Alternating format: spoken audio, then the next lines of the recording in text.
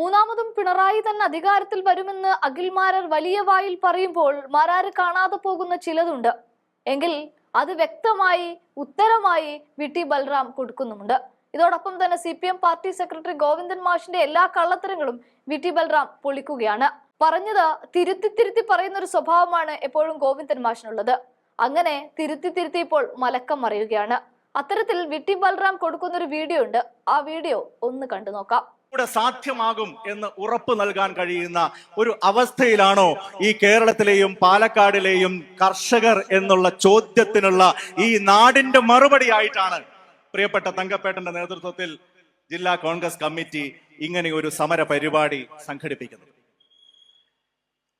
ഈ 2025 എന്ന് പറയുന്ന വർഷത്തിലേക്ക് നമ്മൾ പ്രവേശിച്ചതേയുള്ളൂ. പക്ഷേ തൊട്ടു മുമ്പത്തെ 2024 എന്ന് പറയുന്ന കലണ്ടർ വർഷത്തിൽ പ്രിയപ്പെട്ട മുരളിയേട്ട, ഈ പാലക്കാട് ജില്ലയിൽ മാത്രം 3 കർഷകരാണ് ഉപജീവനം സാധ്യമാവാതെ കടക്കണി മൂലം, കൃഷിനാശം മൂലം ഈ പാലക്കാട് ജില്ലയിൽ മാത്രം ആത്മഹത്യ ചെയ്യേണ്ടതായിട്ട് വന്നത്. അതുകൊണ്ടാണ് ഇങ്ങനെ ഒരു സമരത്തിലേക്ക് DCC നിങ്ങളെ ക്ഷണിച്ചപ്പോ ഇവിടെ പറഞ്ഞതുപോലെ മറ്റെല്ലാ തിരക്കുകളും മാറ്റിവെച്ച് നോമ്പിന്റെ പ്രയാസങ്ങൾ പോലും അതിജീവിച്ചുകൊണ്ട് ഈ പൊള്ളുന്ന വേനലിനെ അവഗണിച്ചുകൊണ്ട് ഈ നാട്ടിലെ കർഷകരുടെ പ്രതിനിധികളായിട്ടുള്ള യഥാർത്ഥ പൊതുപ്രവർത്തകർ ഈ സമരവേദിയിലേക്ക് എത്തിച്ചേർന്നിരിക്കുന്നത് നിങ്ങൾക്ക് എല്ലാവർക്കും കേരള പ്രദേശ് കോൺഗ്രസ് കമ്മിറ്റിയുടെ പേരിൽ ഞാൻ അഭിവാദ്യങ്ങൾ അറിയിക്കുകയാണ്. ഞാൻ കൂടുതൽ ദീർഘമായി സംസാരിക്കുന്നില്ല. ഒരു സർക്കാരിന്റെ പ്രയോറിറ്റി എന്താണ്? ഒരു സർക്കാരിനെ നയിക്കുന്ന രാഷ്ട്രീയ സംവിധാനത്തിന്റെ പ്രയോറിറ്റി എന്താണ്? ഇവിടെ മറ്റ് നേതാക്കന്മാരൊക്കെ സംസാരിച്ചു. ഒരു തൊഴിലാളി വർഗ പാർട്ടി എന്നാണ് CPM സ്വയം അവകാശപ്പെടുന്നത്. അവരുടെ സമ്മേളനം കൊല്ലത്ത് ഇന്ന് ആരംഭിക്കുകയാണ്. എന്നാൽ ഈ നാട്ടിലെ തൊഴിലാളികളെ കുറിച്ചുള്ള ഏതെങ്കിലും കാര്യങ്ങൾ, ഇവിടുത്തെ കർഷകരെ കുറിച്ചുള്ള ഏതെങ്കിലും കാര്യങ്ങൾ, കർഷക തൊഴിലാളികളെ കുറിച്ചുള്ള ഏതെങ്കിലും കാര്യങ്ങൾ, അടിസ്ഥാന ജനവിഭാഗങ്ങളിൽപ്പെട്ട ഏറ്റവും സാധാരണക്കാരായ മനുഷ്യരെ കുറിച്ചുള്ള ഏതെങ്കിലും കാര്യങ്ങൾ ആ സമ്മേളനത്തിൽ നേതൃത്വം നൽകുന്ന നേതാക്കളുടെ ഭാഗത്ത് നിന്ന് കഴിഞ്ഞ ദിവസങ്ങളിൽ നമ്മൾ കേട്ടോ? CPM-ന്റെ സംസ്ഥാന സെക്രട്ടറി MV ഗോവിന്ദൻ ഓരോ ദിവസവും ഇറക്കുന്ന പ്രസ്താവനകൾ, അത് 3-4 ദിവസത്തെ പ്രസ്താവനകൾ ഒരുമിച്ചെടുത്ത് വായിച്ചു നോക്കിയാൽ നമുക്ക് തന്നെ കിളിപോകും. അദ്ദേഹം പറയുന്നു, ഒരു ദിവസം CPM-ലെ അംഗങ്ങളായിട്ടുള്ള മുഴുവൻ കുടിയന്മാരെയും പുറത്താക്കും. രണ്ടാമത്തെ ദിവസം അദ്ദേഹം പറയുന്നു, അംഗങ്ങളെ മാത്രമേ പുറത്താക്കുള്ളൂ, അംഗങ്ങളുടെ ബന്ധുക്കൾക്ക് വേണമെങ്കിൽ കുടിക്കാം, പാർട്ടി അനുഭാവികൾക്ക് വേണമെങ്കിൽ കുടിക്കാം. മൂന്നാമത്തെ ദിവസം അദ്ദേഹം പറയുന്നു, സ്വയം കുടിക്കാൻ പാടില്ല എന്നുള്ളൂ, നാട്ടുകാരെ കുടിപ്പിക്കാം, നിങ്ങൾക്ക് ബാറ് നടത്താം. അടുത്ത ദിവസം പറയുന്നു, CPM-ലെ MLA-മാർക്കാർക്കും ഭരണപക്ഷത്തുള്ള പ്രധാനപ്പെട്ട നേതാക്കന്മാർക്കാർക്കും ബാർ വ്യവസായവുമായി ബന്ധമില്ല. അതിന്റെ അടുത്ത ദിവസം പറയുന്നു, ചവറയിലെ MLA-ക്ക് ബാറുണ്ട്. അതിന്റെ അടുത്ത ദിവസം പറയുന്നു, ചവറയിലെ MLA-യുടെ ബാറല്ല, അദ്ദേഹത്തിന്റെ അച്ഛൻ അവിടുത്തെ പഴയ MLA-യുടെ ബാറാണ്. ഇതൊക്കെയാണ് CPM-ന് ഈ കാലഘട്ടത്തിൽ ചർച്ച ചെയ്യാനുള്ളത്. ഞാൻ ചോദിക്കട്ടെ, ഒരു തൊഴിലാളി വർഗ പാർട്ടിയാണ്. ഈ നാട്ടിലെ ഏറ്റവും സാധാരണക്കാരായിട്ടുള്ള തൊഴിലാളികളാണ് കഴിഞ്ഞ 1 മാസത്തോളമായി ഇവരുടെ മൂക്കിന് താഴെ സെക്രട്ടേറിയറ്റിന് മുമ്പിൽ, ഭരണസിരാകേന്ദ്രത്തിന് മുമ്പിൽ പൊള്ളുന്ന വേനലും ചൂടും അതോടൊപ്പം ഇടയ്ക്ക് വീണ വേനൽ മഴയും അതെല്ലാം സഹിച്ച് നിലനിൽപ്പിന് വേണ്ടിയുള്ള ഒരു സമരവുമായിട്ട് മുന്നോട്ട് പോകുന്നത്. എന്താ CPM-ന്റെ മറുപടി? ഈ നാട്ടിലെ തൊഴിലാളികളാണ്. പക്ഷേ CPM-ന്റെ മറുപടി, ഇവർ ഞങ്ങളുടെ തൊഴിലാളികളല്ല, ഇത് കേന്ദ്രത്തിന്റെ തൊഴിലാളികളാണ്, ഇവർ സ്കീം വർക്കേഴ്സ് ആണ്, അതുകൊണ്ട് തന്നെ ഞങ്ങൾക്കൊരു ബാധ്യതയില്ല. ഒന്ന് ആലോചിച്ച് നോക്ക്, ഒരു തൊഴിലാളി പ്രസ്ഥാനം പറയുകയാണ്. ഒരു ഭാഗത്ത് കേരളത്തിലെ ആരോഗ്യ മാതൃകയെ കുറിച്ചുള്ള PR വർക്കുകൾ അരങ്ങ് തകർക്കുകയാണ്. ആ പുകഴ്പെറ്റ കേരളീയ ആരോഗ്യ സംവിധാനത്തെ താങ്ങി നിർത്തുന്നത് മാസത്തിൽ 25ഉം 28ഉം ദിവസം വിശ്രമമില്ലാതെ നമ്മുടെയൊക്കെ വീടുകളിൽ വീടാന്തരം കയറി ഇറങ്ങി രോഗപ്രതിരോധ പ്രവർത്തനങ്ങൾക്കും പാലിയേറ്റീവ് പ്രവർത്തനങ്ങൾക്കും ഗർഭിണികൾക്കുള്ള ശുശ്രൂഷയ്ക്കും നവജാത ശിശുക്കൾക്ക് പ്രത്യേകമായിട്ടുള്ള പരിചരണത്തിനും ഒക്കെ നേതൃത്വം നൽകുന്ന ഈ ആശാ വർക്കർമാരാണ് അവരുടെ പ്രവർത്തനത്തിന്റെ നേട്ടമാണ് ഞാനും നിങ്ങളും അടക്കുന്ന മുഴുവൻ മലയാളികളും ഇന്ന് അനുഭവിച്ചുകൊണ്ടിരിക്കുന്നത്. ആ സേവനമാണ് ഒരു സമൂഹം എന്നതിൽ നമ്മൾ കൈപ്പറ്റുന്നത്.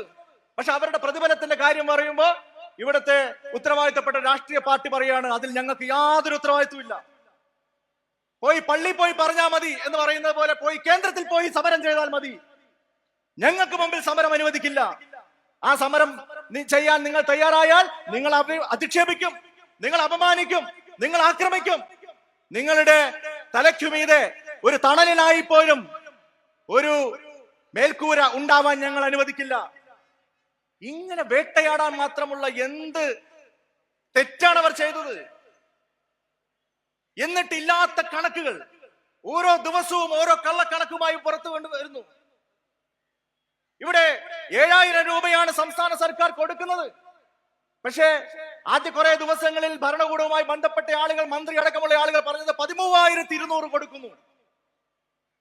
പിന്നെ അത് അല്പം ഭേദഗതിപ്പെടുത്തി 13,200 വരെ കൊടുക്കുന്നു. എത്ര പേർക്ക് 13,000 കിട്ടുന്നുണ്ട്? എത്ര പേർക്ക് 12,000 കിട്ടുന്നുണ്ട്? എത്ര പേർക്ക് 10,000 തികച്ചു കിട്ടുന്നുണ്ട്?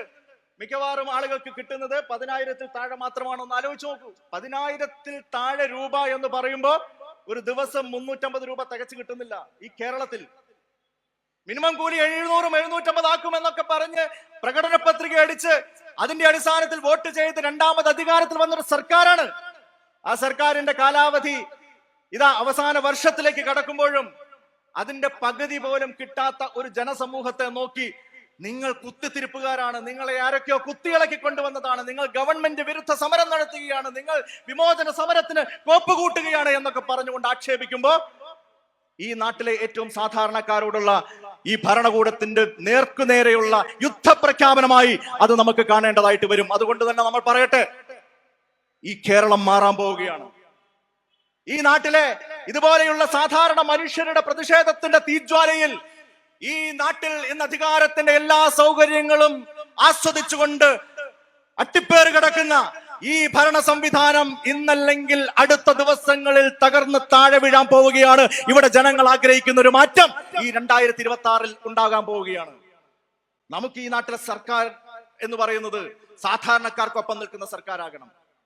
ഇത് തന്നെയാണ് പാലക്കാട് അടക്കമുള്ള പ്രദേശങ്ങളിലെ നെൽകർഷകർ അനുഭവിച്ചുകൊണ്ടിരിക്കുന്ന പ്രശ്നം. 2022 ഈ പാലക്കാട് നിന്ന് നെല്ല് സംഭരിച്ചത് 2,92,000 കിലോഗ്രാമാണ്.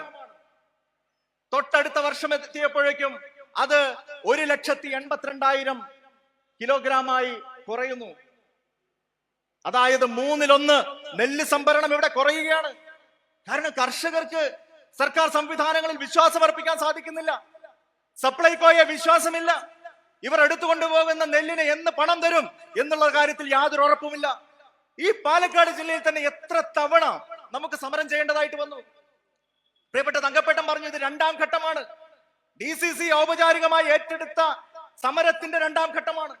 അതിനു മുമ്പ് നമ്മുടെ കർഷക കോൺഗ്രസ് അടക്കമുള്ള എത്രയോ സംഘടനകൾ എത്രയോ തവണ ജില്ലാ ഭരണകൂടത്തിന് മുമ്പിൽ ഈ ആവശ്യങ്ങൾ ഉന്നയിച്ചുകൊണ്ടുള്ള സമരങ്ങൾ നടത്തിയില്ലേ? ഒരു സീസണിൽ നെല്ല് സംഭരണം പരാജയപ്പെട്ടാൽ സ്വാഭാവികമായി നമുക്ക് മനസ്സിലാക്കാം. പക്ഷെ അടുത്ത സീസണിലും അത് ആവർത്തിക്കുന്നു, അതിന്റെ അടുത്ത സീസണിലും അത് ആവർത്തിക്കുന്നു. കഴിഞ്ഞ 9 വർഷക്കാലവും നിരന്തരമായി നമുക്ക് ഇങ്ങനെ സമരം ചെയ്യേണ്ടി വരുന്നു എന്ന് പറയുമ്പോൾ അതിന്റെ അർത്ഥം ഇത് ഗവൺമെന്റ് കൽപ്പിച്ചുകൂട്ടി ചെയ്യുകയാണ്. എന്തിനാണ് ഈ നാട്ടിലെ പാവപ്പെട്ട നെൽകർഷകരോട് CPM എന്ന് പറയുന്ന പാർട്ടിയും അതിന്റെ നേതൃത്വവും അതിന്റെ ഭരണ സംവിധാനവും ഇത്രമാത്രം ഒരു പ്രതികാര മനോഭാവത്തോടു കൂടി പെരുമാറുന്നത് എന്നത്ര ആലോചിച്ചിട്ട് എനിക്ക് മനസ്സിലാവുന്നില്ല. ഈ പാലക്കാട് ജില്ലയിൽ 12 നിയമസഭാ സീറ്റുകളിൽ നിന്ന് MLA-മാരെ തെരഞ്ഞെടുക്കുമ്പോ അതിൽ 10 സീറ്റിലും നിങ്ങളുടെ ആളുകളെയാണ് തെരഞ്ഞെടുത്തിട്ടുള്ളത്. ആ നിലയിൽ വലിയ ഒരു പിന്തുണ കമ്മ്യൂണിസ്റ്റ് പാർട്ടിക്ക് ഈ നാട്ടിലെ സാധാരണക്കാർ നൽകിയിട്ടുണ്ട്, ഈ നാട്ടിലെ കർഷകർ നൽകിയിട്ടുണ്ട്. എന്നിട്ടും കർഷകരുടെ പേര് വരുമ്പോ, കർഷകരുടെ പ്രശ്നം വരുമ്പോ ഈ നിലയിലുള്ള ക്രൂരമായ അവഹേളനമാണ്, അവഗണനയാണ്, വഞ്ചനയാണ് നിങ്ങൾ കാണിക്കുന്നത് എങ്കിൽ ജനങ്ങൾ തിരിച്ചറിവുള്ളവരാണ് എന്നുള്ള കാര്യം മറക്കാതിരിക്കുക എന്ന് മാത്രം ഈ അവസരത്തിൽ ഞാൻ സൂചിപ്പിക്കുകയാണ്. നമുക്ക് കൃത്യമായിട്ടുള്ള ചില മുദ്രാവാക്യങ്ങളുണ്ട്. നെല്ലിന്റെ സംഭരണ വില ഉയർത്തണം.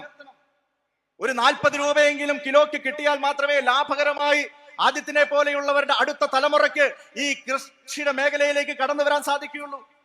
ഒറ്റയടിക്ക് 40 ഇല്ലെങ്കിലും ഒരു 35 രൂപയെങ്കിലും കൊടുക്കാനുള്ള മര്യാദ ഇനിയെങ്കിലും നിങ്ങൾ കാണിക്കണം എന്നുള്ളതാണ് ഈ നാട്ടിലെ കർഷകർ നെഞ്ചുപൊട്ടി നിലവിളിച്ചുകൊണ്ട് ഇവിടെ ഉന്നയിക്കുന്നത്. അവിടെ നിന്ന് എടുത്തുകൊണ്ടുപോകുന്ന നെല്ലിന് സമയോചിതമായി കർഷകരുടെ അക്കൗണ്ടിലേക്ക് പണം നിക്ഷേപിക്കാനുള്ള സംവിധാനം ഉണ്ടാകണം. ഒരൊറ്റ PRS റെസീറ്റിൽ ഒരു കർഷകന്റെ മുഴുവൻ നെല്ലും സംഭരിക്കാനുള്ള സൗകര്യങ്ങൾ ഉണ്ടാകണം.